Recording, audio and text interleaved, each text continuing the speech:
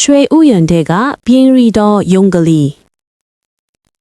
ရှေးရှေးတုန်းကတာယာလှပတဲ့တောအုပ်ကြီးတစ်ခုထဲမှာဘိုက်ပူလို့ခေါ်တဲ့ယုံကလေးတစ်ကောင်ရှိပါတယ်။ဘိုက်ပူဟာတခြားယုံတွေထက်ထူခြားတာက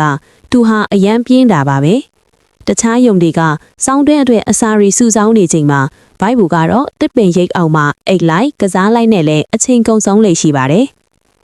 တနေ့မှာတော့တောအုပ်ထဲကတရိษံတွေဟာရွှေဥယျာဉ်ဆိုတဲ့နေရာအကြောင်းသတင်းကြားကြပါတယ်။အဲ့ဒီဥယျာဉ်ထဲမှာစားမကုန်တဲ့မုံလာဥနီတွေနဲ့ချုံမီနဲ့အသီးနှံတွေရှိလေလို့ဆိုပါတယ်။ဒါပေမဲ့အဲ့ဒီကိုရောက်ဖို့အတွက်တောင်ကုန်းသုံးခုကိုဖျက်ချော်ရမှာဖြစ်တယ်လို့လမ်းတစ်လျှောက်မှာလေကိုယ့်ဘာသာကိုအစာရှာဖွေစားတောက်သွားရမှာပါ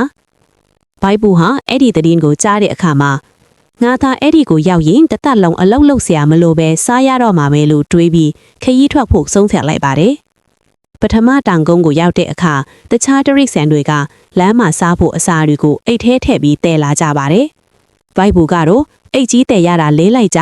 လမ်းမှာတွေ့တာပဲစားမယ်ဆိုပြီးဘာမှမယူပဲလက်ပလာနဲ့ထွက်လာခဲ့ပါတယ်။ဒုတိယတောင်ကုန်းကိုရောက်တဲ့အခါမှာတော့ကန်ဆိုးစွာနဲ့မိုးသေးထန်စွာယူလာပါတော့တယ်။လမ်းဘေးမှာစားစရာဘာမှမရှိတော့ပါဘူး။တခြားတရိษံတွေကသူတို့တည်လာတဲ့အစာတွေကိုအေးဆေးဆေးစားနေကြချိန်မှာဘိုက်ပူကတော့စားလောင်လွန်းလို့အားရင်တွေကုန်ခန်းနေပါပြီ